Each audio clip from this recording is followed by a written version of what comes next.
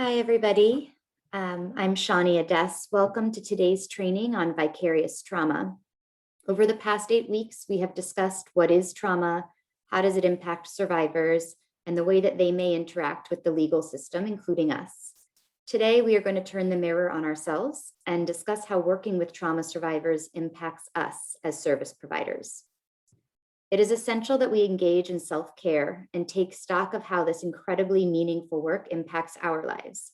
Taking the time to be here for this training is itself a recognition that to do this work well, we have to take time for ourselves. So thank you to all of you for doing that today. We also want to thank the Office of Victim Services for their support in creating this training series brought to you by Columbia University, New York University, and New York Legal Assistance Group. I'm going to turn this over to Integra Feliciano, who will go over some administrative details and introduce our incredible presenters for today. Thank you, Integra. Thank you, Shawnee. Good morning, everyone. I'm just going to go over some webinar logistics today. Can we move to the next slide? Great. So this session will be recorded. The chat feature will be moderated by Shawnee. If you have any questions, comments, please send a chat directed to the host or co-host, which will be Shawnee. You are automatically muted upon entering, so please mute yourself throughout the entire seminar unless stated otherwise. If you're joining us today on a phone, use *6. At the end of this session, you'll be invited to fill out an evaluation. Please complete this as soon as you're able to. If you wish to obtain CLE credit, there will be a second evaluation for you to fill out. Relevant course material will be into the Google Drive. For those who are obtaining CLE credits, please see the registration link for information on CLE credits.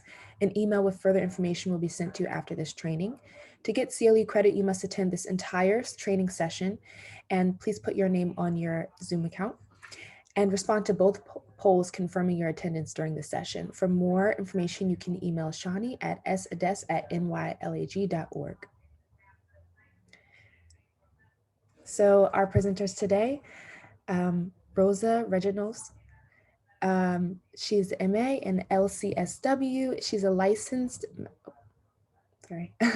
master clinical social worker by New York State and an assistant professor in clinical psychiatric social work at Columbia University's psychiatry department. Ms. Regincos is also a clinical psychologist licensed by the University of Barcelona, Spain. She works in private practice in NYC treating adults with anxiety disorders and complex trauma. She integrates trauma, mindfulness, skills-based, cognitive, behavioral, and psychodynamic approaches. She is intensively trained in evidence-based trauma interventions with adults and children treatments. She is EMDR certified by EMDRIA. I think I'm EMDRIA. Her clinical interests include women's mental health in the perinatal period and attachment trauma.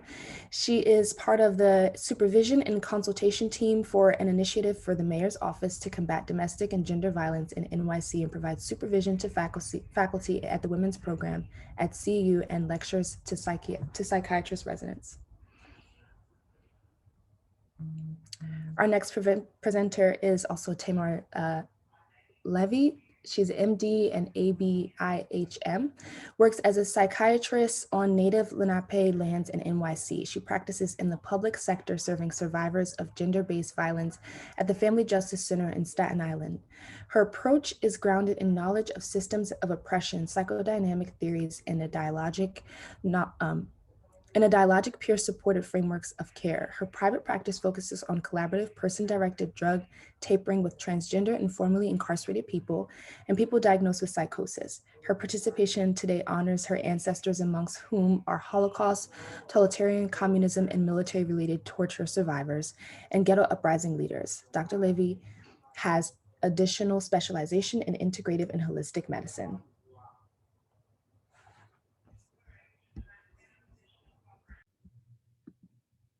Hello, thank you so much. Thanks for the introductions. Rosa and I are going to be splitting up the presentation today. I'm going to start and Rosa will tie everything together. We are going to We're going to ask for your participation at a few integral points, primarily around some cases that we're going to present, which we hope will really help give life to this topic, which, as Shani introduced, we think is really, really important and are personally interested in because we've been personally affected by vicarious trauma through our work over the years in the field. So, getting started. Judith Herman is a renowned trauma researcher. You may have heard a little bit about her in some of the previous presentations. And both of us really like this quote from her book, Trauma and Recovery, which, side point, highly recommend. All the perpetrator asks is that the bystander do nothing. The victim, on the contrary, asks the bystander to share the burden of pain. The victim demands action, engagement, and remembering from us. So the people who hear their stories and are witnesses to their experiences.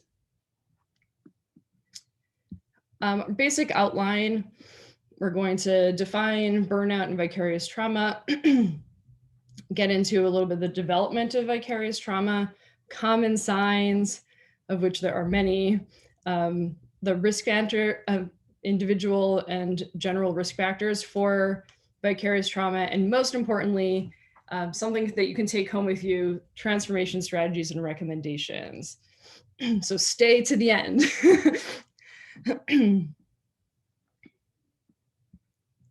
You may have heard of some of these terms: burnout or compassion fatigue, secondary traumatic stress, vicarious trauma. We'll try to clarify it. We may not, but that's going to be our intention for today.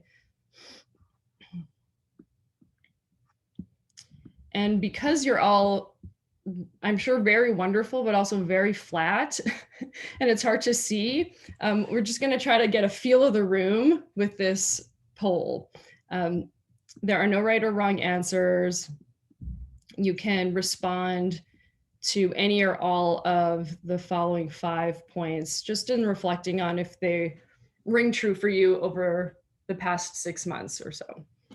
So I'll read them out and then, I'll read them out while you click through. I feel invigorated after working with clients. I find it difficult to separate my personal life from my life as a lawyer. Because of my job, I have felt on edge about various things. I believe I can make a difference through my work. And the final one is, I think I might have been affected by the traumatic stress of my clients.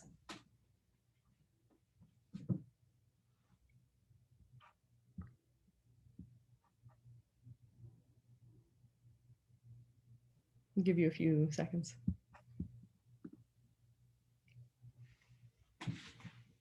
Shani, did you want to say something? I was just going to say we're still getting some answers, so I'll give it 5 more seconds and then I'll share the results.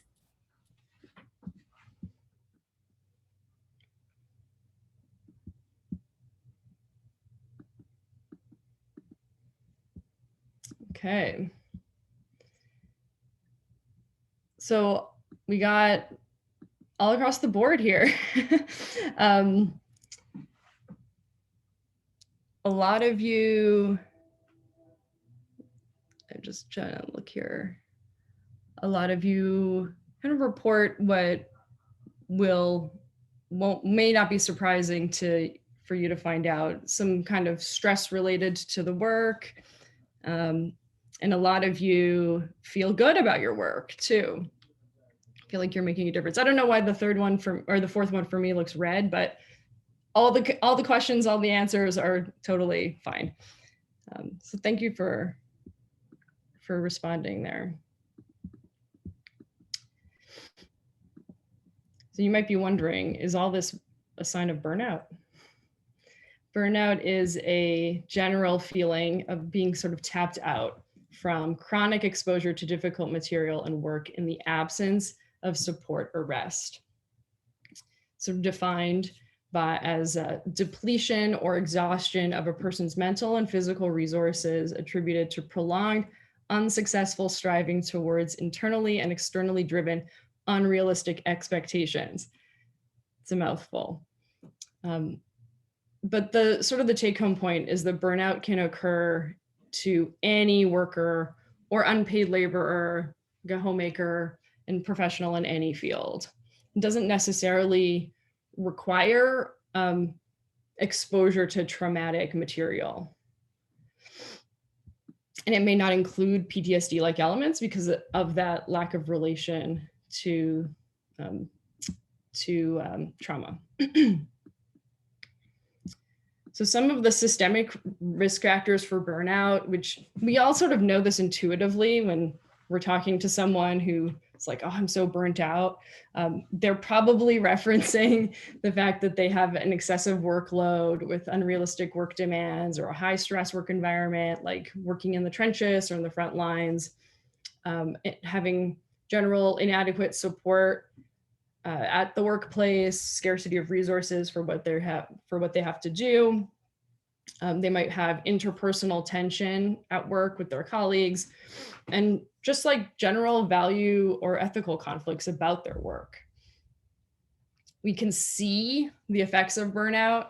Again, we know this intuitively because people talk to each other about this.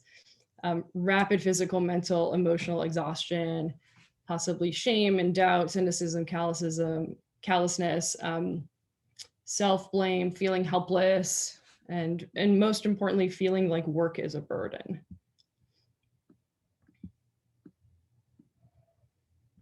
So whereas, and burnout and vicarious trauma can certainly overlap. We're trying to elaborate a little bit on what the vicarious trauma piece might be in your lives. So some definitions. I've never known how to pronounce this particular researcher, but the S name there has a lot of definitions for VT, of which this is the one we're using today. Cumulative, transformative effect on the helper of working with survivors of traumatic life events, both positive and negative.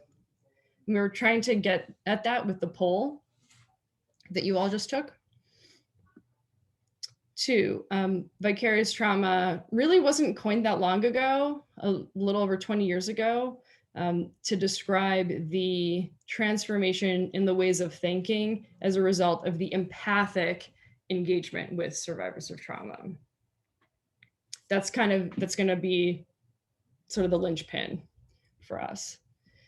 3, the natural and consequent behaviors and emotions resulting from knowing about a traumatized event from a significant other, client, and the stress from helping or wanting to help a traumatized or stressed person. Again, Figley is a big figure in the field, so if you see the name. And the point here is that it's like completely normal and natural that this occurs and this results.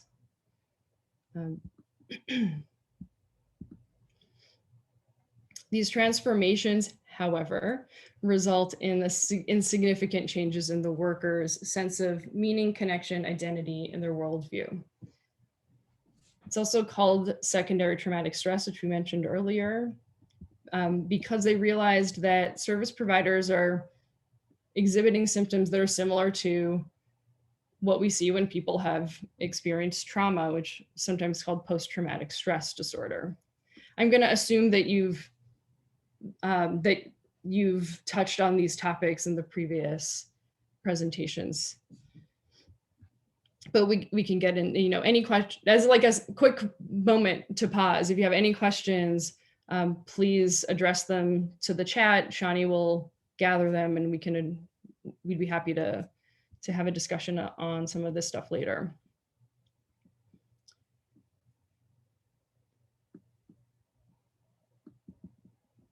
So we're going to use some case vignettes over the course of the presentation to demonstrate all this. And the point is really that VT isn't a new phenomenon. It's more of a new concept that we hope can help sort of frame our experiences, which can seem a little unusual or unexplainable, Um, and most importantly, we believe that if you can recognize and acknowledge what you're going through, you should be empowered to address it, so it doesn't sort of balloon into a bigger problem than it needs to be. It is, and again, it's a little repetitive, but it's super important to remember that it is a natural and inevitable result of empathic connection with traumatized clients. So over time, and we sort of see this in the field practically, if you've been working for about like 6 months, lawyers will develop an increased awareness of the reality and the occurrence of traumatic events in the world. Safety and security are threatened. So the lawyer or the legal professional's safety and security is threatened, which can lead to feelings of loss of control and helplessness.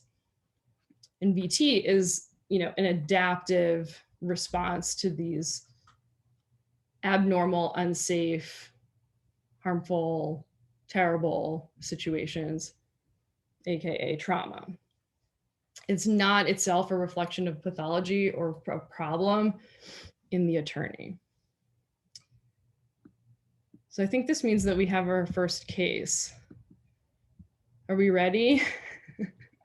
So this is Irma. All of the cases are, I wouldn't even say loosely, are like quite closely modeled after real experiences that Rosa and I have had with our colleagues and with ourselves and people that we know. So, Irma, it's not her real name, but. So I'm going to read, and then we'll use the chat to get your responses, and we'll sort of close it up a little bit. Irma, a very committed, experienced immigration attorney is getting bombarded by emails and calls from their client who repeatedly asks about the status of the application. Intellectually, the attorney knows that there are delays and obstacles from the federal government, and she's frustrated that the client can't just accept the political environment we're all in. She notices that she avoids the client's phone calls and opts to keep their folder out of eyesight. She asks me what psychiatric issues this client is having in an attempt to understand their apparent neediness and frequent crying. While their emotional issues might be contributing to challenges the attorney is having while working with them, objectively, the client is very sweet and appreciative and kind. So if you can use the chat, Shani will monitor. What do you notice that might be signs of VT or burnout? I realize we're early in the presentation and we haven't told you, but we actually think that you probably have a pretty good sense of some of this. And we'd like to hear what you think. So keep in mind that there's nothing inherently wrong about this situation that's been described, and that's really, really common. So a lot of people, it seems to be the most common answer coming through the chat is avoidance, that it's coming really clear that there seems to be avoiding phone calls, that there seems to be a delay, perhaps even on the case as a result of that, that opting to keep the folder out of sight seems to be an additional layer that goes just beyond not dealing with phone calls, but really trying to remove the client's, anything that relates to the client from being even in the physical space of the attorney. Some people have mentioned as well that perhaps Irma is projecting the neediness of the client onto her own helplessness and her feeling of overwhelm of not really being able to respond to something. One of the things that I noted in this, and maybe this is happening, but just what I see on the screen is it doesn't show any attempt to set boundaries either. And perhaps that lack of having done that is also something that is a flag in and of itself. And people are saying, it's a good question to think about here. Is this related to the specific client? Is this related to an overwhelm and exhaustion that goes beyond the client? Beautiful. You all could do this presentation yourselves. I think everything that everyone said is right, and more. And I'll just finish the vignette here. So Irma and I spoke about how the person's abuse history is indeed very painful to hear about, even though the incident events are in the past. The attorney recognized that she has been avoiding getting exposed to the written testimony, which is being used for the VAWA application. She was reacting to the client's trauma as if it were her own. The attorney had, through her work in the field, experienced a changed sense of safety in the world. She was frozen by fear and dread, and the aversion to painful emotions she felt while being exposed to the client's testimony led to delays in working on the client's case. Just like you all predicted. I think your responses on avoidance are right on, projection, the fear, and the sort of the blurring of the boundaries and finding, I think, Shani, you said, what did you say? Limits? What was the word? Failure to set boundaries. Setting boundaries. Totally. All of that you picked up on really beautifully, and we're going to get into a little bit of the detail and how that transpires. So good job. One of the take homes is put on your oxygen mask before assisting another person. And so Irma's not alone. It's important to learn about VT because, as you said, even just in that case, it could lead to delays in working on the case itself, on getting the application out, and of course the personal impacts on the legal professional. It says here that between 40 and 85% of providers experience vicarious trauma. We think it's closer to 100, which is okay. And Boylan says, my thought is that if those who work with traumatized individuals and families don't have a plan on how to deal with their secondary trauma, then they can't do the work because they can't process what is happening to them personally. So the single most important factor in the success or failure of trauma work relates to the attention paid to the experience and the needs of the helper. We cannot meet the needs of our clients when we're overriding our own. And then the thing to remember is that VT really comes in waves. And Rosa, who's had so many years of experience in the field, brought that to my attention.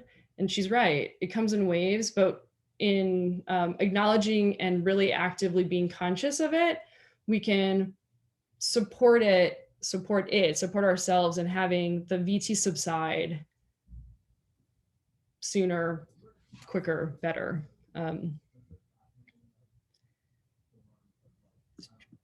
Because we're all coming into this with, I can fix this, but they didn't cover this in school, and I can write a book. Oh shoot, I can't help this one. Will this day ever end? Just when I think I've heard it all. This is one screwed up life. Where do I begin? This is just like, some of the cacophony that's going on for all of us as we try to do this really, really complex work with empathy and sincerity. I'm just checking the time because I know there's like a poll. Is this a good time? No, not yet. Okay. So we'll go on to development of vicarious trauma. How does vicarious traumatic stress develop? Attorneys who serve trauma survivors are trained to engage empathically with the traumatic material of their clients. The helper is transformed in that process, and it's actually the empathic stance that puts them at risk for VT. It develops when we naturally protect ourselves from this overwhelming material. and I know you know this, but trauma refers to actual or threat of death, sexual violence, serious injury via the direct experience, witnessing. And now we're adding sort of a subtype of trauma, which is learning about the traumatic event and the details, or vicarious trauma.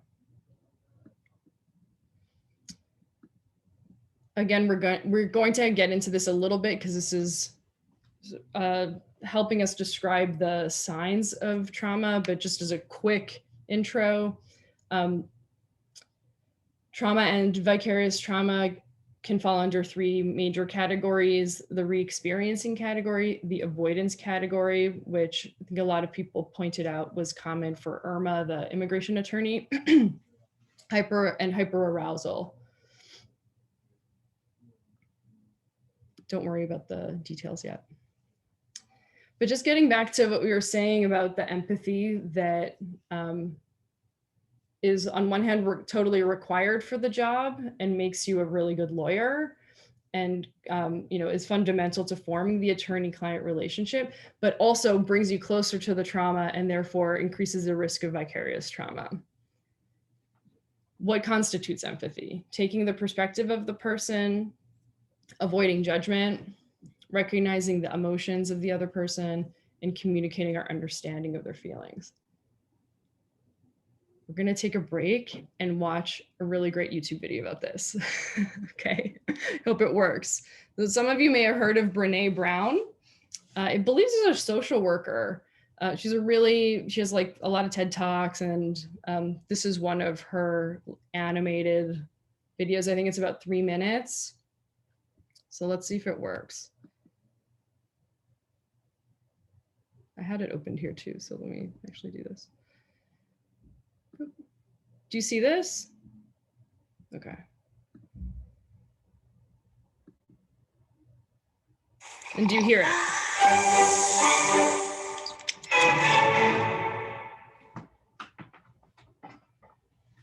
So what is empathy, and why is it very different than sympathy? Empathy fuels connection. Sympathy drives disconnection. Empathy, it's very interesting. Teresa Wiseman is a nursing scholar who studied professions, very diverse professions where empathy is relevant, and came up with 4 qualities of empathy. Perspective taking, the ability to take the perspective of another person or recognize their perspective as their truth. Staying out of judgment, not easy when you enjoy it as much as most of us do. Recognizing emotion in other people and then communicating that. Empathy is feeling with people. And to me, I always think of empathy as this kind of sacred space when someone's kind of in a deep hole and they shout out from the bottom and they say, I'm stuck, it's dark, I'm overwhelmed. And then we look and we say, hey, you climb down. I know what it's like down here, and you're not alone. Sympathy is, ooh, it's bad, no, you want a sandwich? Empathy is a choice, and it's a vulnerable choice, because in order to connect with you, I have to connect with something in myself that knows that feeling. Rarely, if ever, does an empathic response begin with at least. And we do it all the time, because you know what? Someone just shared something with us that's incredibly painful, and we're trying to silver lining it. I don't think that's a verb, but I'm using it as one. We're trying to put the silver lining around it. So I had a miscarriage. Oh, at least you know you can get pregnant. I think my marriage is falling apart. At least you have a marriage. John's getting kicked out of school. At least Sarah is an A student. But one of the things we do sometimes in the face of very difficult conversations is we try to make things better. If I share something with you that's very difficult, I'd rather you say, I don't even know what to say right now. I'm just so glad you told me. Because the truth is, rarely can a response make something better. What makes something better is connection.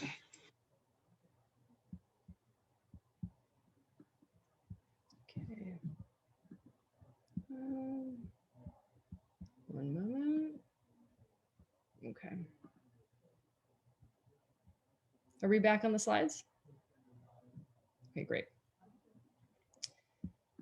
I mean, it's cute, right? We really like that. So what she said was, I have to connect with something in myself in order to connect with you. It's through the empathic connections with clients that we inadvertently become rudely awakened to the conditions of life and living, which are beyond the scope of how things should be. Sort of a very basic definition of trauma that's overwhelming. And these basic assumptions that we have about life are shattered. So I'm going to get into them. One moment. Oh, sorry. 1 second.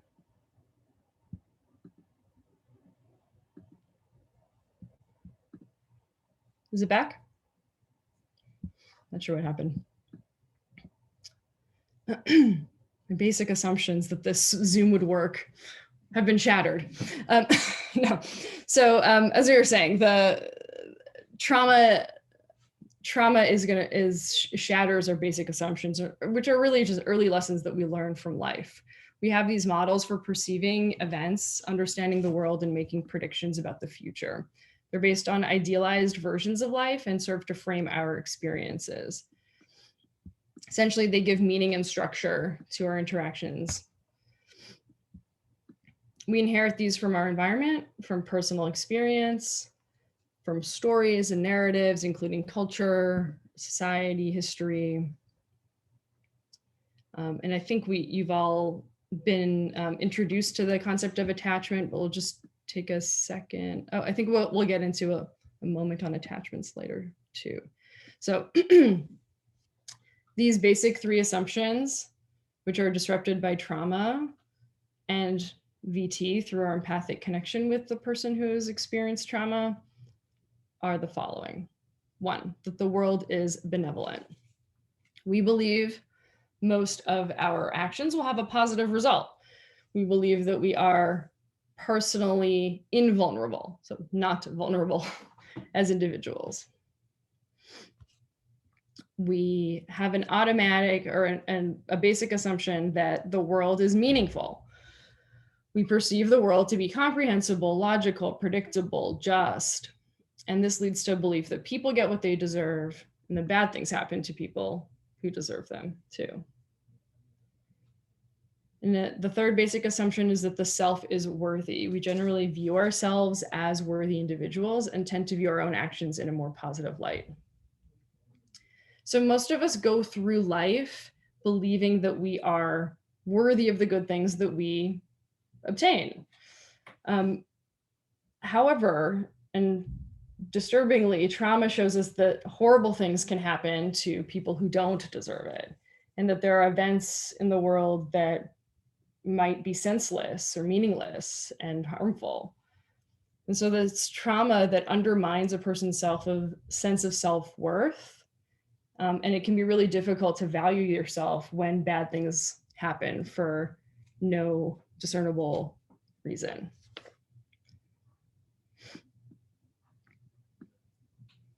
And just a word on early attachment experiences. Most people identify, about half of people identify as having secure attachments to their early caregivers. A quarter avoidant and 20 or so % anxious style. It's been found that individuals with the secure attachment styles report lower levels of emotional distress and minimal cognitive disruptions when working with trauma survivors.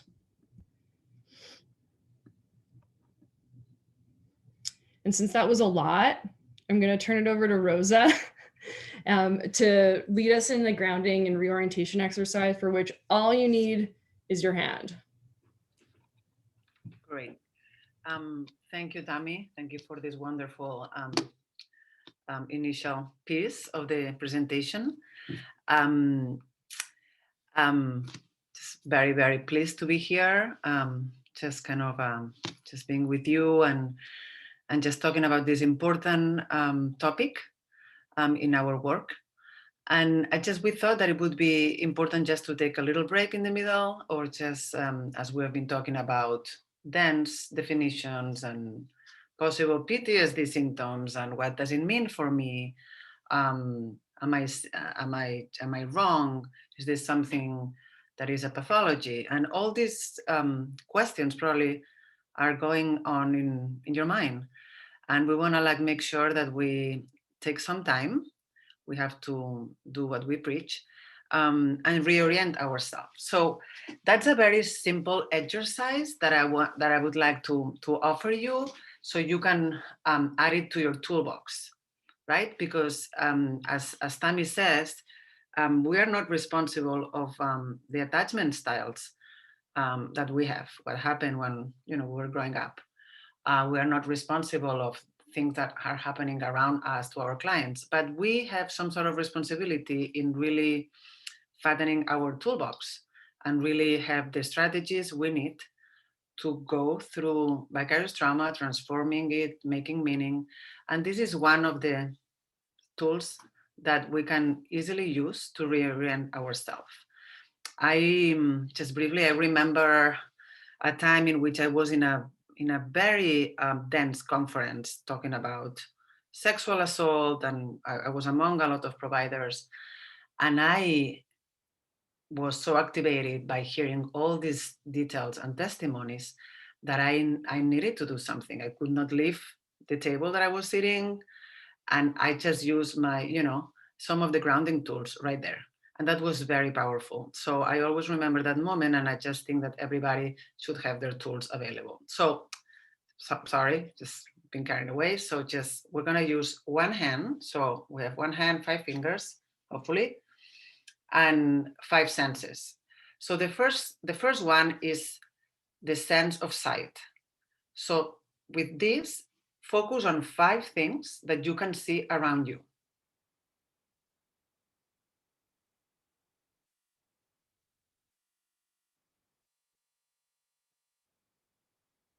Great. 4.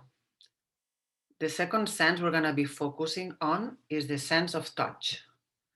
Notice 4 things you can touch around where you are now. Touching my table, touching my chair, touching my hair. I'm touching a piece of paper. Wonderful. 3. Third sense. The sense of, the here. Why are we here? Can we just separate the things that we can hear? Just try to notice 3 things. Sometimes this is difficult. Try to kind of tease out the noise, the sounds in the room.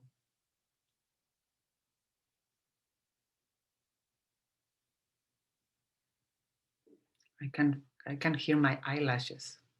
It's funny. Just notice this. Second, we have 2 fingers left, right? Smell. Just let's take a deep breath also as part of our self-care. Sometimes we forget to breathe. And just notice 2 things we can smell in the room or where we are sitting.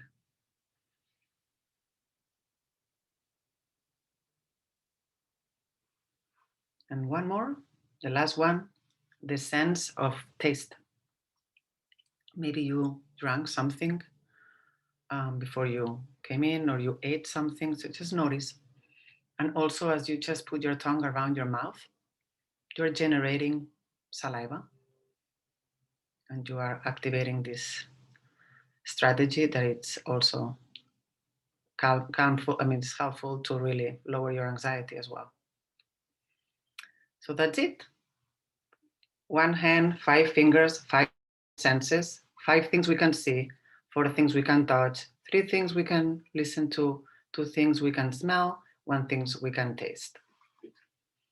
And without further ado, let's go back to our presentation and what Tammy has to tell us. It's very exciting. Well, it's very exciting. It's still a little hard, but we're gonna end up and wrap it up with hope and strategies. So I'll see you soon. Thank you so much, Rosa.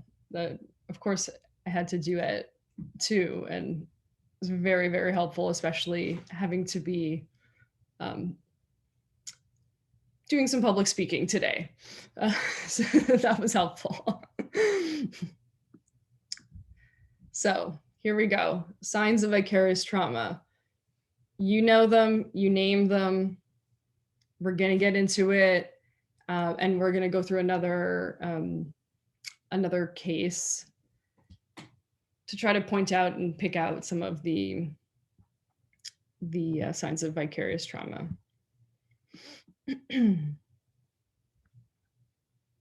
I mean, this cartoon just goes around all of our presentations because we think it's cute. My barber was robbed the other day. He's still pretty shook up about it. And, you know, you can, I don't know if you can see, but the guy's all cut up.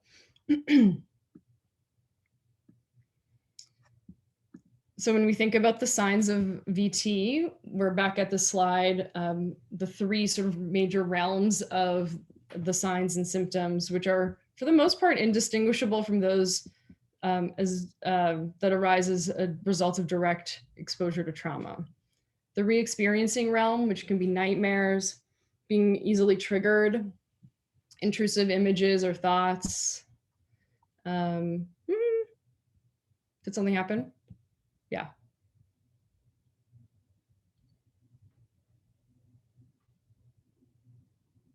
I'm going to give it a second because it looks like it is reloading.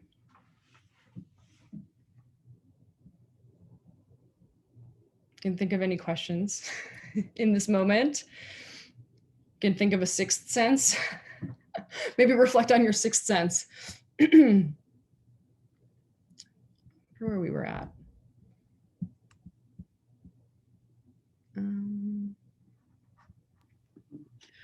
So Tammy, just to add here that these three clusters of PTSD, those are some symptoms that our clients experience, and we may be experiencing them as well. And just, yeah, sorry. Mm-hmm. Yeah. Thank you. We were at the re-experiencing realm. So the intrusive images or thoughts or sounds can come into our sensory experience. We might be avoiding efforts to avoid reminders of difficult material, numbing, detachment, withdrawal.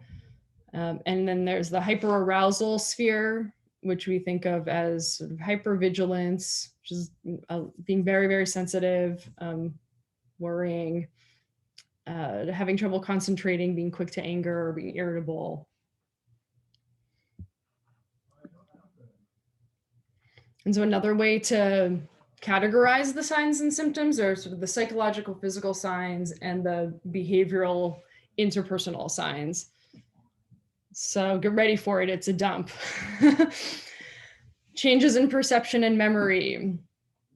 Nightmares, as we said, problems sleeping or insomnia, lack of energy and exhaustion, crying spells, irritability, sadness, feeling apathetic, numb, being unable to tolerate strong emotions,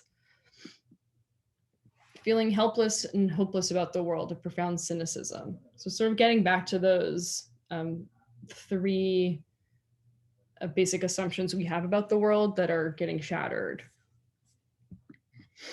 Feeling guilty about your privilege, feeling ashamed about your trauma history, your personal trauma history, or anything else. Having low frustration tolerance, being flooded with grief and sadness. And the shattered assumptions like the world is no longer reliable or trustworthy or safe. Depression, anxiety, PTSD-like symptoms, again, without having directly experienced the trauma. An increased preoccupation or sort of thinking a lot about the client's traumatic material.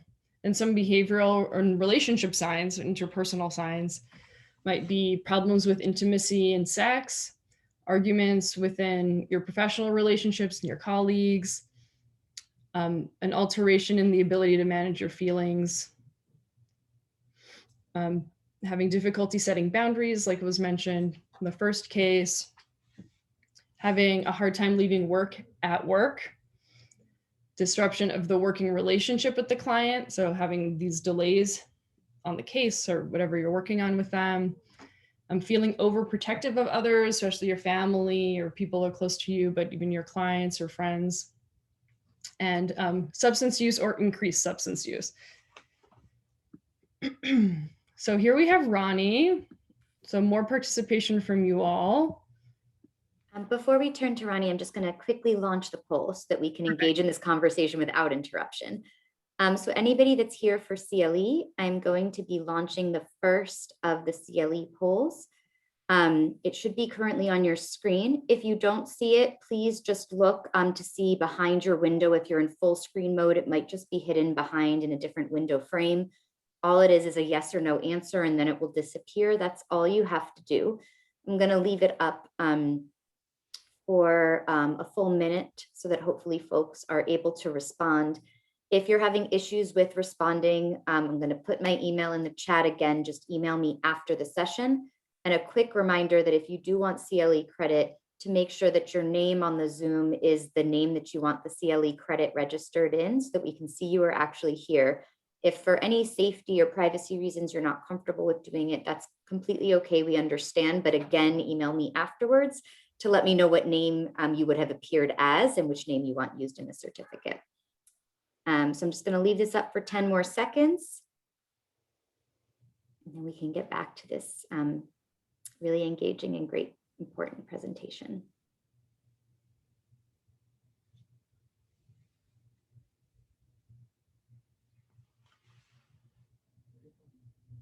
Okay, thank you. Great, I hope you all had a chance to get your CLE credits. Okay, so Ronnie. Ronnie is our next example. She's a collation example from a few real stories that we know about. And again, I'm going to read and then I'll have you respond in the chat. We'll sort of finish off the story and get your responses on what kind of signs of VT you might notice. Ronnie seems embarrassed when you ask her, "How was your birthday?" She shares that she actually had a difficult time with her partner who had planned a socially distanced picnic at the park with friends. Ronnie had been mindlessly drinking a lot of wine. She felt irritable and like she couldn't enjoy the nice weather or the company of her loved ones. When a nearby family wasn't being strict about their mask wearing, Ronnie got up and yelled at the dad, whom she felt was endangering his children. She felt guilty about her outburst, but also just couldn't snap out of the funk. So yeah, respond with any signs of VT or burnout that you noticed, and Shani will let us know what you said. So one person noted that there seems to be perhaps excessive drinking, being really quick to, I guess, hyperarousal. You know, some people are saying that they're really quick to get impatient, disappointed, frustrated, to get to those emotions. You know, the concept of snapping at the dad really quickly and identifying the dad as the person to snap to about and jumping to endangering the children seems like a clear sign that perhaps, you know, something else is leading to somebody getting there that fast and making that accusatory remark. You know, mindlessly drinking, even if not excessively drinking, might be something to keep in mind, especially when these emotional responses, embarrassment, irritability are taking place. Just in general, the idea of yelling at a stranger about what they're doing with their child might be a moment to take a step back and see, you know, where is this coming from? Is it coming from somewhere else? And, you know, just the idea that it seems, at least in the, as I read this, that she was recognizes that there's nice weather. She was recognizing that she's around the loved ones, And this feeling of just like guilt and disconnect of I should be able to enjoy this, but instead of enjoying this, like I know that I'm unhappy.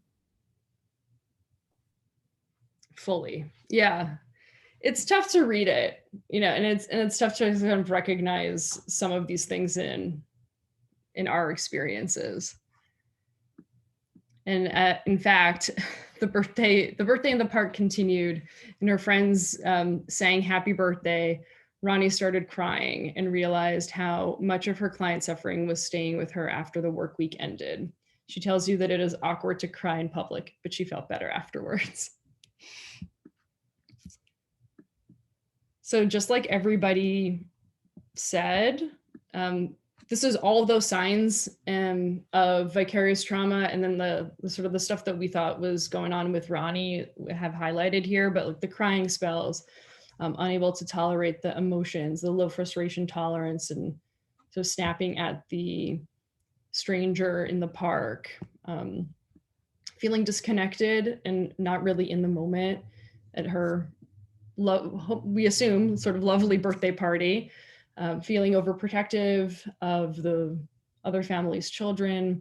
The substance use was mentioned, just sort of the alteration in being able to manage her feelings altogether. It felt a little bit like a mess.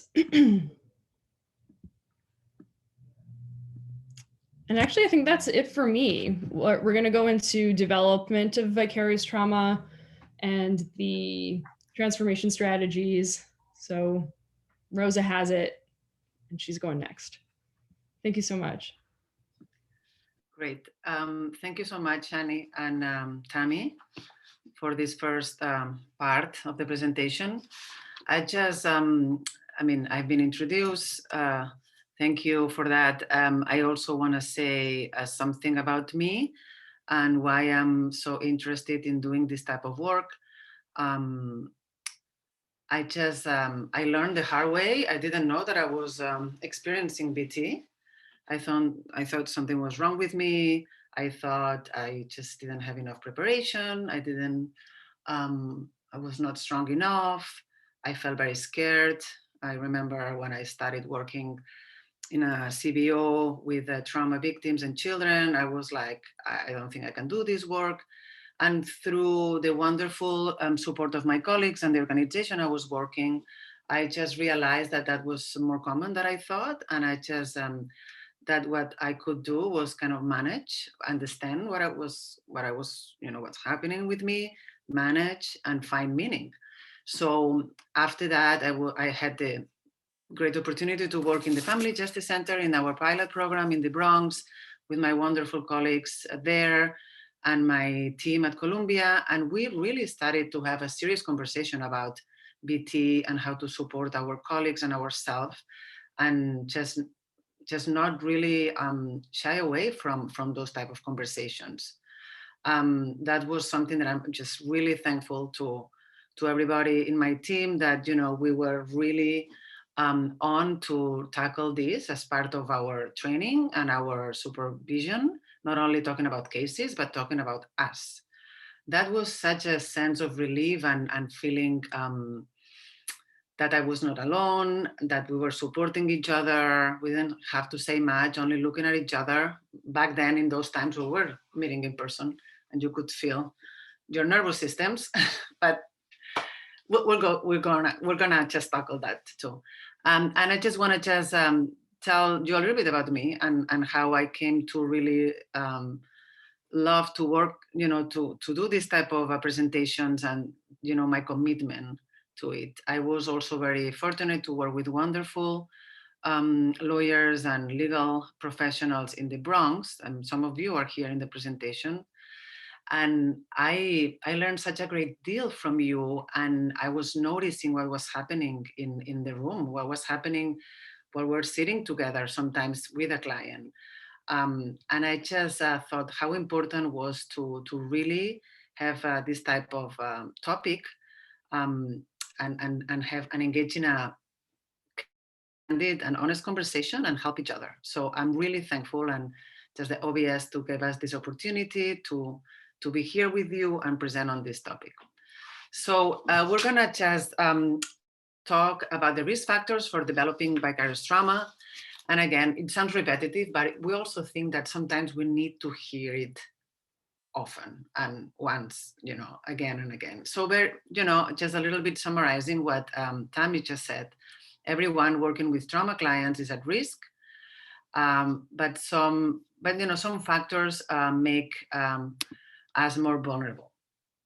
So trauma workers who are aware, right, of the meaning of the violent events and the trauma stories that our clients experience.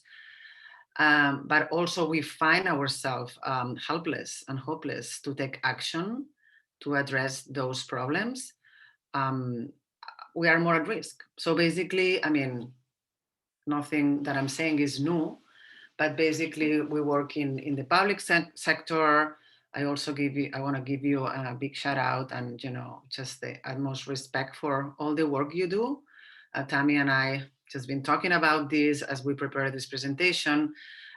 We know who you are. We really know the devotion and the time and the effort. You could be doing something else in your legal field, and you chose to work here with survivors, with people that need it the most, and just want to also recognize that.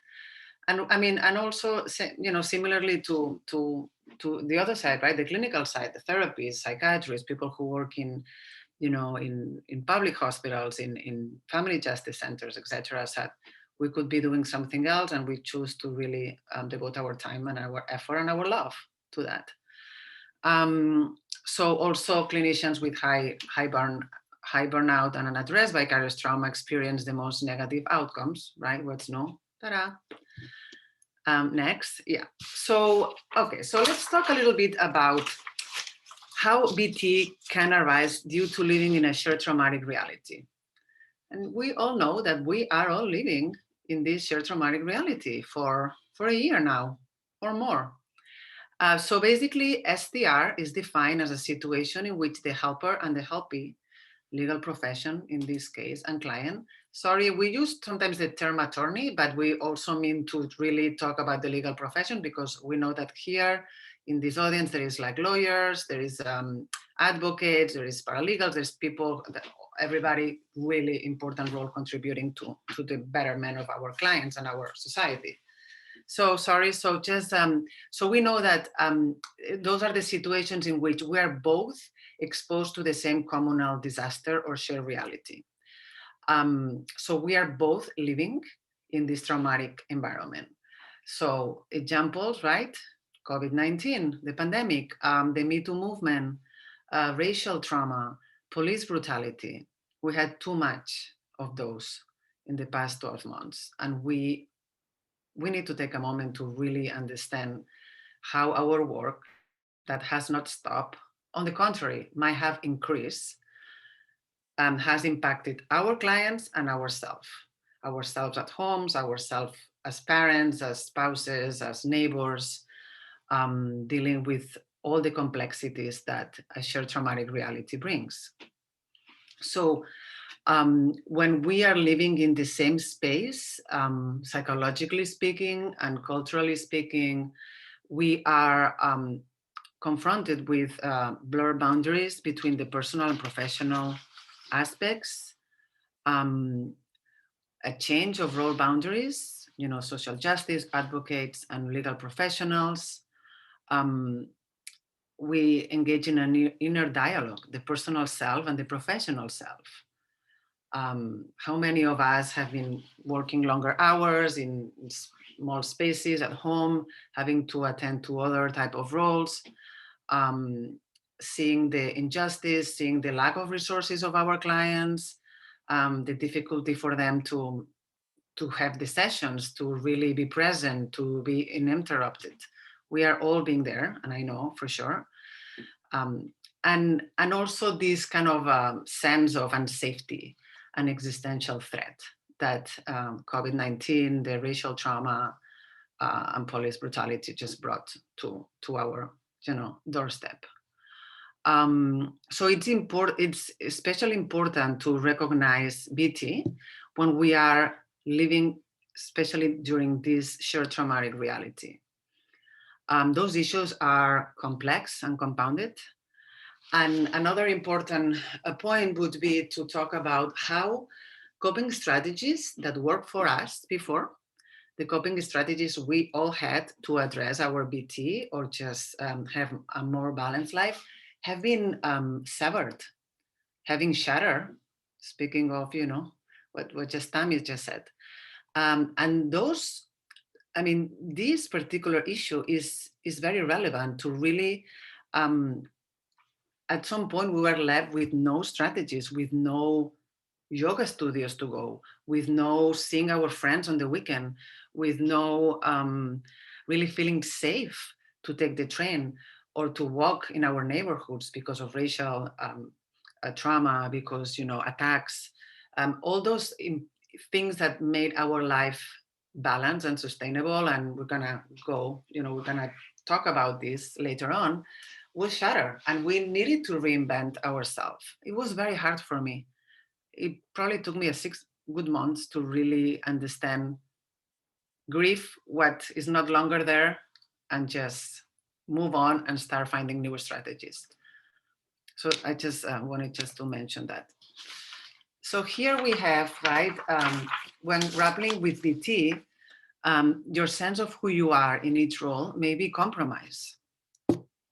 You may not be living at your ideal standards.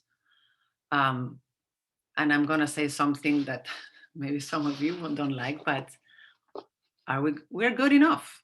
Good enough is good. This is so difficult, right? This kind of concept of being good enough in this society. We are, so exigent and so hardworking people, and we want to learn, we're going to do the best. And sometimes being good enough is uncomfortable. But it's also important to be compassionate and kind to ourselves. Good enough is good. So here we have the ideal self, right? But it's really never this. So we have different roles, different personas, different parts. We are employees, friends, caregivers, spouses. We are members of a marginalized community or at-risk community. We're immigrants, we are advocates, allies, professionals. And we can feel differently in each role. We can feel at some point snappy and irritable as a friend, like Ronnie. Ronnie, I'm sure, Ronnie is an amazing professional, as all of you, and she's very empathic and very compassionate and really very smart and trying to really find the best outcome of the case. As a member of a marginalized community, we may feel angry and disempowered. So I think this slide is just for us to really understand the complexities of our different roles, and especially during the shared traumatic reality moment. Next. So we're going to be talking about the 4 spheres, and I promise you, this is going to be over soon, and we're going to talk about the strategies and the hope. So I know you know. So evaluating the risk factors for BT, 4 spheres. So we're going to start talking about the legal professionals themselves, right? Your personal history, your own trauma. Some of us have our personal history of trauma and how this is just interjecting, right, with our role as legal professionals when we are in front of a client. Are those stories similar to our stories or the ones from our ancestors, our parents, our friends? Which coping style do we have? We just refer here more to, are we more just glass half full or more glass half empty? Which are our current life circumstances? Are we going through some personal challenges or interpersonal challenges as parents, as partners? Are we going through some, medical issue, any psychological issue, financially? I mean, how are we doing personally, right? I mean, aside from our role as legal professionals, how are we doing as members of the society? What about the professional preparation? How long have you been performing the work? How old are you? How much training have you had? Do you feel that you have enough professional preparation?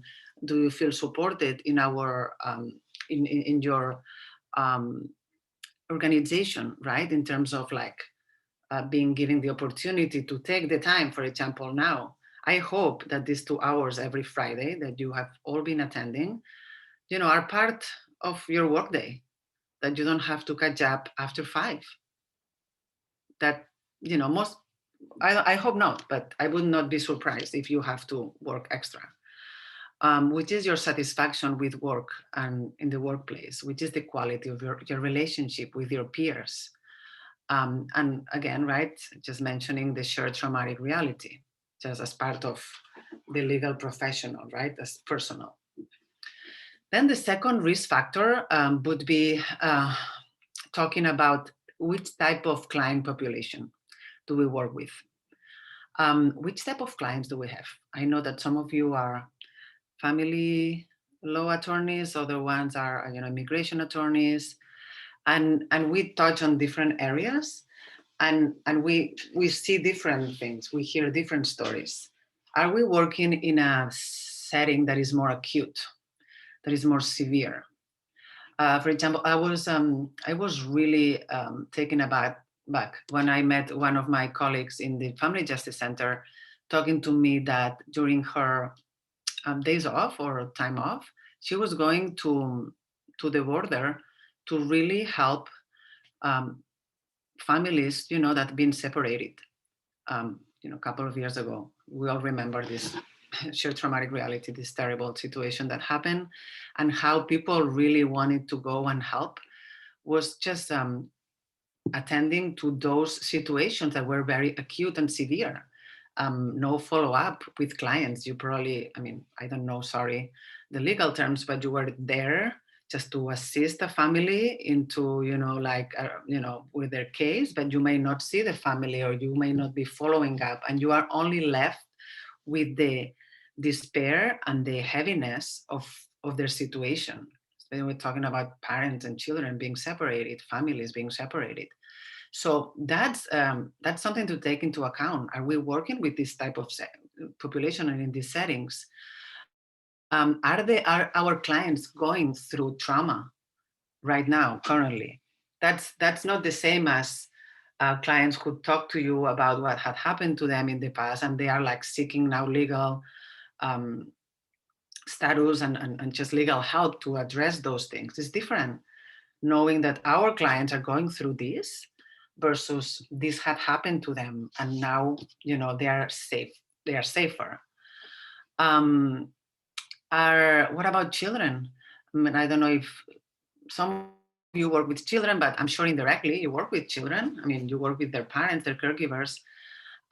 Is there any history of sexual abuse? Those are very heavy ones, especially we are parents ourselves. We just like have, we live with children around us. Understanding the vulnerability of children and exposed to this type of terrible situations. We hear the stories. We know that if we don't do something quick, that child can be exposed again to trauma. Do we identify with your clients, with our clients? Are we the same gender, the same sexual orientation? Are we in similar life stages? Are we sharing similar life experiences? Those bullet points that I just mentioned are important also as factors, right? They're just very important as factors when talking about the type of population we are working. Then the third one would be the work environment. Okay, so here, the most important one is cumulative exposure. And I'm just gonna talk about this first, even though it's the fourth bullet point. Cumulative exposure. No matter how wonderful your work environment is, and I hope it is for you, and I hope we can all advocate to make it better, cumulative exposure is something we cannot prevent. We can manage it, but we have case after case after case and files after files, which I'm amazed about all these big files that you guys carry. I saw you in the in the elevator, and I'm always so, you know, taken aback by just how smart you are, just having this amount of papers. So all this cumulative exposure to stories, to details. I know for a fact that you need details. You really need details to really work on the case. And those details are hard to swallow, are hard to hear. So is our work environment a rapid and emergency response site, as I mentioned before, with the reunification? Do we carry large caseloads? I'm sure you do. Is there, do we have enough BT-informed supervision? Do we talk about this at work? Do we have, some of you are also supervisors here. So do we really get support from the organization to spend time talking about BT, to educate, to provide enough space, maybe even groups? One of the things that a colleague of mine started, and I thought it was remarkable, was she started in a family justice center, a group for lawyers, a BT group for lawyers. And that was very interesting and very important, and also very challenging, because sometimes you sat in the table with your supervisor, and how safe I am to be there, how open can I be? Is this and it was like, a very interesting pilot that had few hurdles, but I'm just happy to say that we just were able to really be very successful with that.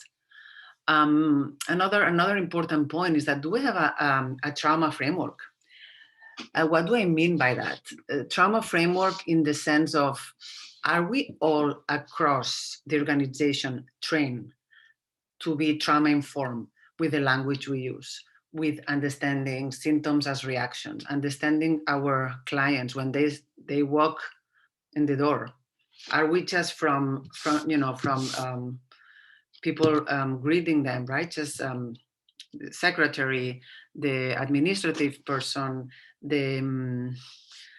just the supervisor, the lawyer. I mean, are we all speaking the same language? Do we understand that what happened to our clients and the reactions that we see and may not understand, or sometimes maybe so overwhelming, makes sense in the context of what happened to them? I mean, having a trauma framework is key to really speak the same language. Sometimes you don't even have to talk. You're only looking at the person that is in the front desk. You can feel understood, and that's very important. We are holding each other, right? So is our organization passive in terms of addressing this, or has a poor functioning? Are we understaffed? Budget cuts, funding problems. All those are just part of this. Then the social and cultural context, right? Number 4, the 4th sphere. Just are we just, as I mentioned, right? Are we having, experiencing lack of resources during COVID, for example, when we need it the most?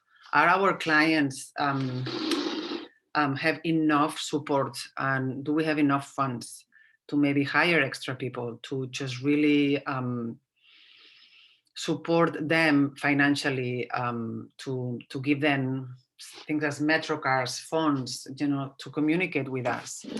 Are we living in a culture that blames the victim, right?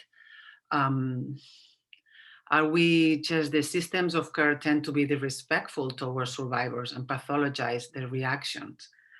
How, when we go, I remember last week, Margarita's wonderful presentation talking about, or I think it was Shani, talking about going to court and having, the judge not being really kind of being very disrespectful and not understanding what the client was going through. So not only we are contending with helping them legally, and also kind of holding them emotionally as a sign of respect, right, for our clients. Also, again, I want to mention it, right? Just you guys are working in a public system, and sometimes you might feel undermined, unrecognized, not validated enough, not supported enough, and not paid enough. And that's important, right? Just for burnout and for BT. Those are risk factors. And now, Zara, transformation strategies and recommendations. So thank you very much for hanging in here, right?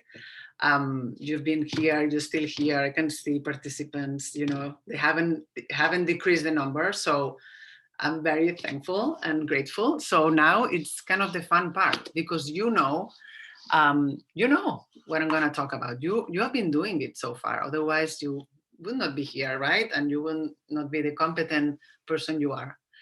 So, okay, so this is like, I need to pause a moment and tell you about this picture of the panda hugger. That's my favorite, my favorite slide, because at some point I was really challenged between, can I continue doing the work? What am I sacrificing? Am I good enough? Or maybe I need a plan B. So I remember we were in a BT group. I'm a therapist, so I was working with other therapists, and the person who was leading the group was asking, if you were not a therapist, what would you like to be? You always need to have a plan B. And that was a very interesting question, right? Because I started thinking, So, I mean, that's not me. I don't want to be a panda hugger. I wanted to be a yoga teacher if I was not a therapist. But a colleague of mine said, I love animals. I've heard that there is this profession in China that it's like, you're a panda hugger and you just hang out with the little cubs.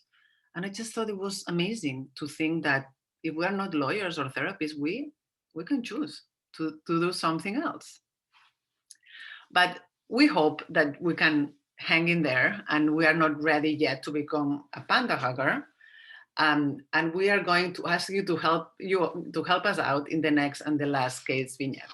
So here we have our third case vignette. And if you see, I mean, all the different case examples have been built over and just to kind of introduce different types and signs of BT. So here we're going to talk about what Ismail, the pro bono legal advocate, is going through and what can he do. So I'm going to read this vignette. So Ismail shared with a peer that he recently had a death in his family, and he was puzzled that he had no particular feelings about it. This was in stark contrast to his cousin, who was crying and very upset. Ismail asked, what do you think? It's burnout? So the peer inquired about his workload, which seemed manageable. Ismail said he was even giving a lot of flexibility during COVID. Then he began describing some of the tragedies that his clients and their families had been going through in the past few weeks. That's a real example. Some of his clients were grappling with a drug overdose, losing loved ones, child protective service involvement, metastatic cancer in their families, AIDS deaths, and more. He was really hearing constantly, despite the caseload was pretty manageable, all these details and all this pain and suffering and loss that had occurred during the pandemic. So here again, right, we're gonna, Shani's gonna summarize your answers, but we would like you to use the chat. So I'm gonna, for a minute or so, to just answer, what support strategies would you suggest for Ismail, right? What do you think Ismail could do? And what are some helpful things that your organization or institutions use to prevent and address BT? I'm gonna just give you a little bit of time, then we're gonna talk about this. So some things that are coming in are talking about how sometimes as service providers, we measure our own pain and experiences against what others are coming to us with in our professional or personal life space. And we think that if it doesn't quite measure up, then perhaps we have some guilt about feeling that emotion, that we kind of judge our pain against others. It's a good thing. It seems people are saying that he has a colleague that he felt willing to be open with, that's just like a really good sign in and of itself. You know, hopefully there would be a supervisor who he would also feel being open with, maybe, you know, to different degrees with different details, but to at least, you know, talk about kind of some of the, you know, I do think that it can be really impactful sometimes for, you know, even if somebody doesn't have to identify for themselves, X happened, it's because of Y, and therefore I'm having a hard time with Z. If they can share in their space to share, Rosa, like you mentioned in your meetings when people would ask, how are you doing as well? Not just how are your cases? If there's even space to share, oh, you know, it's been a tough week for me, we had a death in the family, that in and of itself would hopefully just be a flag for a supervisor to then follow up and pause and say, how are you doing? Do you need time? You know, perhaps there's certain types of cases that might be more triggering in this moment, more reflective, as you touched on, both of you touched on, of their own past experience, that maybe for that moment, that might be a harder case type for them to work on. Maybe there's additional support. You know, there is likely some form of, you know, hopefully health insurance plan that has access to counseling, emergency counseling assistance programs. A lot of organizations have time off, just being essential to kind of take that time and space for themselves. One thing that people were talking about that they might do is, you know, instead of judging their own reaction, just take time to process it. And also maybe organization-wide, take time to recognize wins. It's being reflected here that when he's looking back perhaps on his past few weeks, that there's a lot of really, really intense and traumatic experiences that he's engaging with and empathizing with clients going through. And even during really, really difficult processes, there are wins along the way, small ones and or big ones. And really taking the time as an organization to uplift those can really be impactful, I think, for service providers going through it. And some people, you know, a lot of people here are saying that there's not just his own personal pain, but pain from his clients, which is likely compounding perhaps his ability to kind of process everything that's going on. Exactly. Great. Those are great answers. Those are like the answers, right? I mean, you have so much experience and you've been through it yourself, and you just try different strategies. You've seen colleagues, you know, supporting each other. To your point, Shani. So here Ismail is a competent advocate, right? And when his peer inquire about the rest of his caseload, he was able to reflect on additional aspects of his work, particularly with longer term clients. I mean, some of you just already mentioned, is this, are some of his clients like too close to home? Is this like something that he's experiencing himself and could be given to another attorney? And then he decided to start a supervision group with his colleagues, which will focus on cases which had good outcomes. You just said it's amazing. It's really important also to really celebrate successes, right? I mean, so celebrate successes and reach collaborations, right? So here, Ismail, and we're gonna go in more detail, I mean, later on, just briefly, but aside from a supervision group, aside from really being mindful and about the type of cases that he's handling, there are many other things we can be doing individually, as you know, as an organization, and we're gonna touch on it and with detail, because those are very, very, very important and key. So here, just Tammy, next, please. As we just talk about Ismail, we want to pause for 3 minutes or so and give you the time to really think about kind of the material of this presentation, the definitions, the case examples, the empathy video, everything that we have been, kind of listening in the last hour and a half, and also your own experience, reconnecting with rewards. So just take a second, either just get a pen and a paper, or use it, do it in your phone, in the notes, whatever it's easier for you. And just reflect on these questions. What drew me to this work? Why am I doing this? How can I renew the sense of purpose each day? You are revamping your desire every day you wake up and go to the office or just click on the Zoom. You are really committed every day. How has been my work with trauma survivors, changing the way I view the world, my worldview, my spirituality, my values? I mean, who am I after a few X years after working in this field? How do I balance using empathy to my clients, but also taking care of myself without losing myself in the process? We know that empathy it requires that we give a part of ourselves. How can we just separate, compartmentalize? How can we create more boundaries, healthy boundaries? And also, please reflect on the successes you just had. I'm sure you had many. Just don't forget about those. So we're gonna give you maybe 3 or 5 minutes. We can even give you 5 minutes. Maybe if you need just a break or just go to the bathroom, something. Just use that time as well.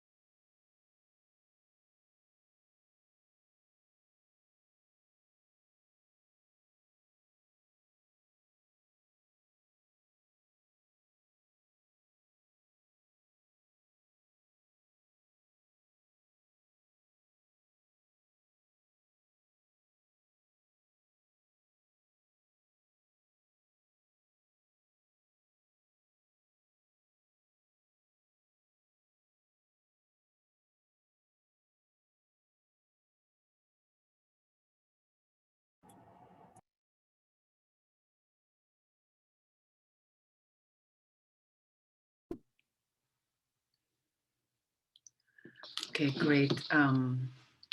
It's been 5 minutes and I'm not sure if you have been able to finish the exercise. It can be pretty dense and deep. So please feel free to finish it up after at your own leisure. But I'm sure some of you have been able at least to think about a couple of 3 questions. And not that you have to do it, please don't feel forced to do that. But if anyone want to share in the chat, maybe the renewed sense of purpose or balance, right? Just maybe talk about the second one. Yeah, the second question, how can I renew this sense of purpose each day? How can I do it? What does it take for me to really engage in this wonderful yet challenging and rewarding work? What are we living, right, of ourselves there in that process? Where are we getting from it? Okay, so some messages are coming through, so I want to be able to share them. One was actually this practice that we just did. So thank you, Rosa and Tammy, but remembering and taking that moment to remember why did I come here? And do I still have that mission? Do I still have that motivation? Am I still getting out what I wanted to get out from this work? Some people said to make sure to remember to take breaks from the work too and come back to it, to not feel guilty for taking, hopefully more than this, but they said a full day. I'm going to go with 2 full days, not doing work, to actually rejuvenate and actually come back even better able to serve people with a clear head, so that you can remember why you're there versus feeling kind of stuck in the middle of it without any moment to step back from. People are saying that they like the idea of sharing wins amongst teams or more broadly, to remember that along with the challenges, there are some really great successes. And some people say, I love this practice, that at the end of the day, even on a terrible day, but every single day to come up with, and sometimes people do 3, but even just 1 positive moment from the day. It can be as simple as, I don't know how many of you got out yesterday. I unfortunately didn't, which was really sad. But it feels so good to have sunshine on my face. It can be something really small, but that was positive about the day, or it can be something more big, like I'm glad I reached out to my best friend, and remembered how much I love them. I recommend that practice at the end of each day. It can be really impactful. And other people are just saying, just to make sure that they have a space that nurtures them and makes them happy. And remembering that sometimes even when there's losses, that being an ally for somebody, being there with somebody is a part of what drew that person to this work, not leaving people alone in that experience. And so there's powerful moments even in the hard ones. Great. Thank you, Shani. Wonderful answers. Yes. I agree. I want to tell you just a very brief just quote, because that really helped me throughout my work, and I hope it can also stick with you. I remember at some point somebody told me, you need to really sharpen your axe, and I could not understand why, what they meant. And they were talking to me about a person who was cutting trees, and doing what he had to do. But what happened is at some point their axe stopped working because it was not sharpening enough. And the importance of stopping and sharpening our axe and taking time to rest and reflect and pause is as important as the trees that you are cutting and what you are just accumulating for the winter, right? So the sharpening your axe time and moments are kind of something that really stuck with me. And I've been using it for myself and for my colleagues, for my patients. So I just really wanted, just because somebody actually mentioned that, of course, right? Somebody in the chat or some of you just talk about the importance of taking a moment, or to your point, Shani, to have the sun in your face. And I'm gonna talk about that, but in case I forget, I always think about kind of this array or the rainbow type of like image, kind of this array of experience. Yes, we hear a lot of bad experience, a lot of traumatic things, but also let's not forget that we have the whole spectrum of positive things as well. So we can, simple things and so powerful, such as walking outside and feeling the sun, connecting with a friend, smiling to a stranger. Right now, you know, our mouth cannot be seen because of the mask, but even with the eyes, we just like make like, you know, loving connection. So that's, those little moments are as important as the other ones. So sharpen your axe, continue cutting trees. So here, I mean, speaking of shared assumptions, right? So, okay, one of the strategies is like what we use in psychology, in therapy, cognitive restructuring. So when talking about shared assumptions, we recommend to reformulate and reframe your belief to include the relative rather than the dichotomous nature of the experience, right? Instead of polarizing type of thinking, we just recommend to really be able to restructure your thoughts and to think differently about that. So yes, with trauma, what was I'm invulnerable, just the assumptions that we had about the world becomes I'm not safe at all.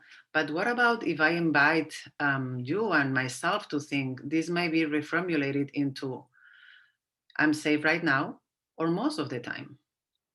Kind of using the dialectical, right? This is the reality and this is also the reality. So for example, when we think about another shared assumptions, right? The world is just and logical. It's definitely shatter when we hear certain experiences that our clients go through.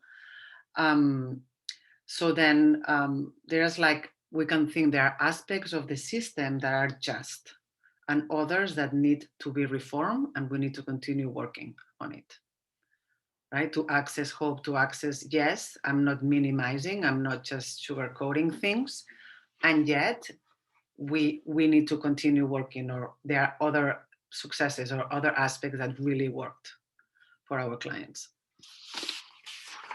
So recommendation, I mean, the recommendation piece, I like this one very much because it's very easy to remember. Remember ABC, simple. We're so busy, we don't have much time, much bandwidth to remember these complicated acronyms. So it's ABCs. So basically the ABCs stand for first, awareness. So being attuned to basic needs, to your limits, to your emotions and resources, paying attention to mind and body.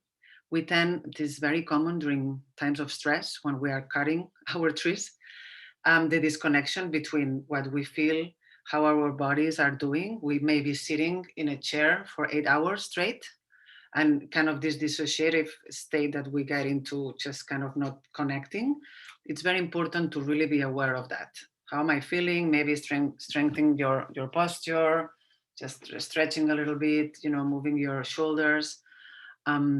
Also practice mindfulness and stress reduction, right? Being aware of that. I mean, that we need to stop every now and then to sharpen our axe. We can even put reminders in our phones every 3 hours, 9, 12, 3, 6, with a gong to allow us to stop a second and take a deep breath and look at our posture and see how am I doing? I mean, I've been like working in this case for 3 hours. I haven't moved and I'm feeling like I haven't eaten. So just really kind of like little things like this can really be helpful throughout the day. And psychotherapy and counseling, if you just are interested, I mean, I would highly recommend it, obviously, right? I am a therapist, been in therapy for all my life. Just kind of be aware of what's going on. One of my part of my work with clients is also I have a lot of colleagues who are therapists, psychiatrists, and we talk a lot about vicarious trauma. I have also doctors, nurses who are doing incredible hard work, and we talk about vicarious trauma. And that's something important to discuss and normalize. And some of the professions are like, really, it's the first time that they probably just heard about, yeah, it's normal if you're working with sick children, no wonder why you're so stressed. So kind of pay attention to that, notice, use your time, that's your time in therapy to talk about those important things. B, balance. Just balance work with pleasure and balance work with pleasure and rest. Those are basic things. I mean, I'm not teaching you anything new. You all know that, but again, it's a refresher. Find hobbies and leisure activities. Try to find a hobby that it has nothing to do with law. Maybe you just want to think about something that can be so different and can use a different part of your brain, right? Can use the creativity. Not to say that your work is not creative. You really have to really be very creative around cases, but something that engage your 5 senses, something that engage your motor skills, your body. Also self-care strategies, self-nurturing, escaping. Escaping can be physically or mentally. Use watch a movie, do something, browse through places in the world that you would like to see, that we cannot do it right now, but hopefully soon we can start traveling. All those type of escapes, either if they are for real or in our imagination, can have the same effects. Our brain, it's this organ that even when we do imaginal exposure, can really feel the benefits of doing that as if we were doing it. So that's it's powerful to remember. And then the connection, right? Very important, key. Connection to oneself, to others, to something larger, to connection to a larger purpose, connection to our spirituality. I haven't mentioned that. It's very important also just to really have a spiritual practice if we have them. So just really remember to practice that. The support through supervision and peers or supervisors. I want to stop here. I mean, I really want to focus on this because in our handout that you're going to find in the Google Drive, we talk about strategies and tools, and that's especially one of them that I want to mention here. So when we talk about support through supervision, and you guys have mentioned this in the chat, let's connect with our peers, with our supervisors, with what we call the low impact debriefing. So when we have cases that we share or cases that we are working, we need each other. So think about which type of debrief. When I talk low impact debriefing, is which type of debriefings do you have? Do you have the debriefing that you knock on the door and you go in and quickly chat with your colleague? Is this in the water fountain that you just quickly share something?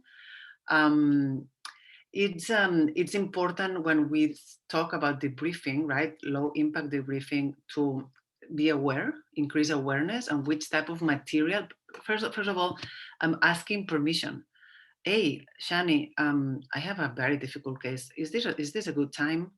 Do you have 5 minutes? Or, can we just have lunch? And I just don't want to bombard you with details, but I just really, it's really bothering me. Can we do that? So give fair warning. Listen, I'm going to talk about details. About those are pretty gross, so just pretty difficult. So, is this okay? Or you are full and you are dealing with your own. I get it. So maybe I can talk to another colleague. Consent, right?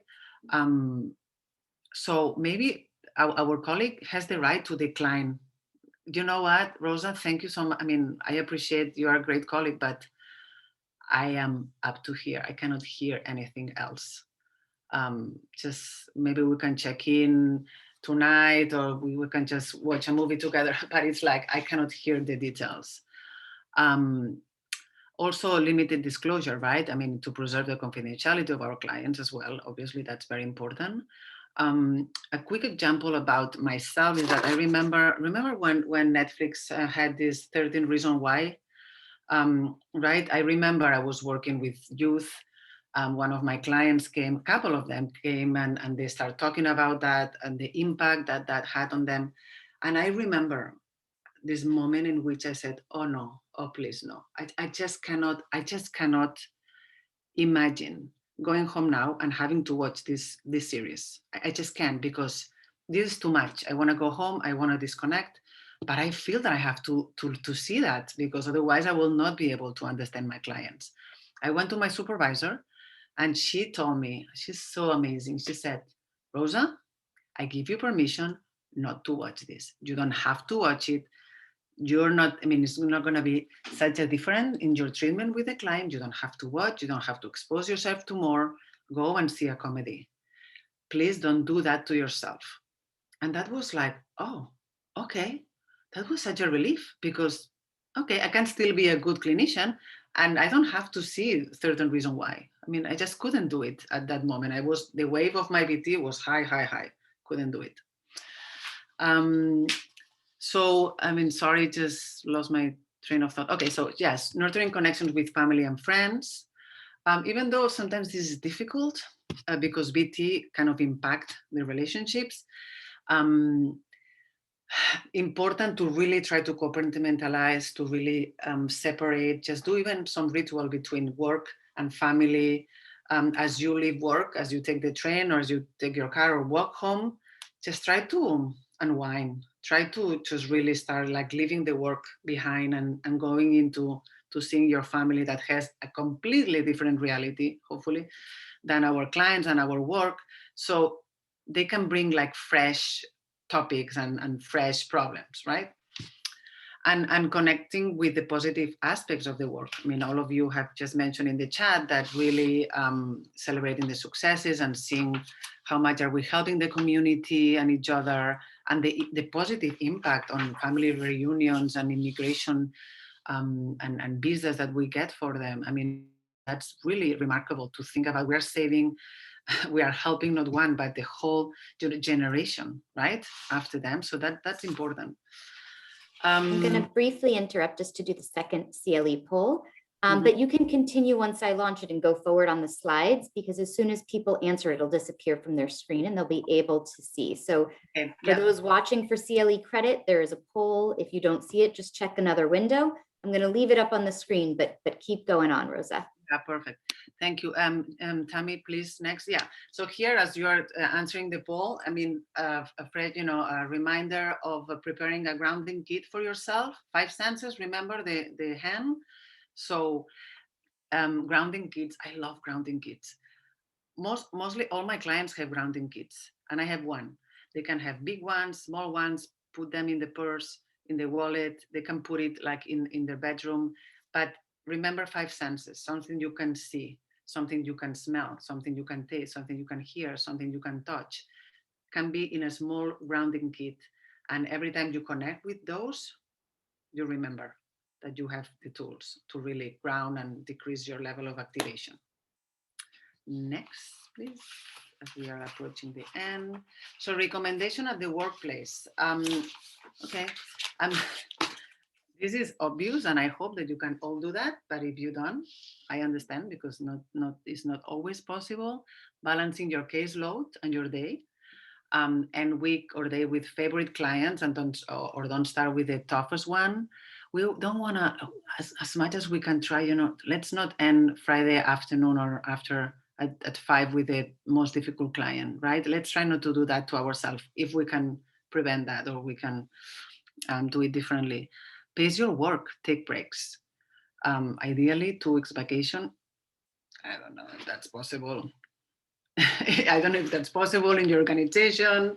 I know for us clinicians, it's tough because we have, you know, our work requires, you know, we have people that cover for us, but 2 week vacation sometimes is difficult, but it's important. It's like when you started to unwind, is maybe after day 5 or 6, you are now seeing like, okay, now my nervous system is healing. Now I need the week. Share your concerns and do not hold the stress alone. Understanding your limitations, remember the good enough. And then the next slide is like, Tammy, schedule, right? Subject to change. Please remember that. Be flexible. Stop to sharpen your axe. Recommendations at the organizational level. So the triad of psychoeducation, skill training, and supervision is very important. So psychoeducation in terms of what is going on, what's happening to us through informal groups or more formal groups or supervision groups. Supports based on career levels of employee, early career versus senior. We can have like people that can help navigate the complicated demands of our work. For supervisors, also we mentioned that include successes as well as failures. Tell me something that went well since we last spoke. We're going to talk about a difficult case, but tell me about this case that was so successful, right? Then as we, next, please, Tammy. Yeah. Screenshot this, and we have it in the Google Drive, but if you can screenshot this, that would also be good, reminder to have in your phone. Remember self-care, any activity to take care of your mental, emotional, and physical health, practicing yoga, taking a bath, drinking a cup of tea, simple things. They can be small things. Healthy boundaries, right? Saying no to certain cases, saying no to certain tasks if possible, when there is time constraints, finding a support network who can support you through therapies, through your supervisor, with other colleagues, self-awareness, because once we know what we have to tackle, right? Without knowing what's going on, we don't know what to do because we don't know what's going on. And maintaining the balance. Balance work and family responsibilities, enjoyment. Yeah, Rosa, we should smile for their picture. We're nearing the end, so yes, collect any of your questions and stuff too, so we have a chance to. Yeah, I have a couple of important slides. I don't know if we should go through that, but I'm so busy. To do all this. I get it, I know.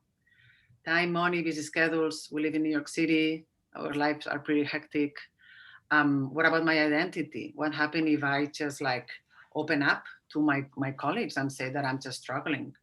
I don't think this is going to happen in this group because you guys are amazing. And I know that you talk about this all the time, and I hope you can talk even more. And even having survivor's guilt, right? Survivor's guilt in terms of, my clients and me and the difference and my privileges versus their circumstances. So those can be real obstacles. But recognizing and acknowledging and addressing BT is needed to be the best self, lawyers you can be. Next. And also, last but not least, focus on hope and the future. Resiliency, recovery, and post-traumatic growth. Very important concept as well. Through all the work we do, through the shared traumatic reality, we are being resilient. Resilience is also talking about flexibility.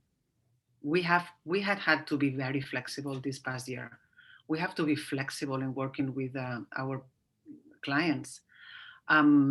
Remember that those can bring higher level of stress, but also recovery over time is the norm rather than the exception. And post-traumatic growth. How can we reorient our values and our goals in a positive way? It's important also just to stop in this concept, right? This is also in the handouts, post-traumatic growth as part of our job, working with survivors. And then the poem. Oh, yeah. So you want to read it, Tammy? What do we think? Should we read the poem, or do we have any questions waiting for us? We don't have any questions at the moment. We did get a few throughout the series, and I think that we can follow up and be kind of responsive with some pointed materials afterwards that we will add to the Google Drive. Okay. Okay. Maybe read this poem as a nice closure, a nice bow to end Friday, to end this seminar. You want to read it, Tammy? I can read it too. You go. We have your beautiful accent. Fire. What makes a fire burn is space between the logs. a breathing space. Too much of a good thing. Close your eyes if you don't mind. Just listen to this. Too many locks packed in too tight can douse the flames almost as surely as a pail of water would. So building fires requires attention to the space in between as much as to the wood. When we are able to build open spaces in the same way we have learned to pile on the logs, then we can come to see how is it fuel, an absence of the fuel together that makes fire possible. We only need to lay a log lightly from time to time. A fire grows simply because the space is there, with openings in which the flame that knows just how it wants to burn can find its way. By Brene Brown from The Sea Accept All Rivers. Thank you, Rosa and Tammy. Tammy, if you don't mind getting to the post-session evaluation slide. Here we go. If everybody can see on the screen the barcode, we ask that people give feedback to the session. I'm also putting the link in the chat if that's easier for anybody to use. We really appreciate your feedback as always. I just want to thank Rosa and Tammy so much for this incredible presentation. Somebody in the chat said, and I'm just going to quote it back, "You both read my heart and mind." So thank you for this incredible training series. As I mentioned, we did have some questions, and we will be sure to follow up with answers to kind of those more targeted questions after the training. And we hope to see everybody back here for the last training next week. We'll be diving into very specific case matter examples and hopefully applying the things we've learned, developing legal strategies around it, as well as our client work. Thank you again so much for joining us. Thank you very much for Thank you so much for your participation, everyone. Thank you so much for what you've done for all of us today. Thank you so much. It's really, been a pleasure to be with you guys and appreciate so much the work you do and the collaboration that is key. Thank you.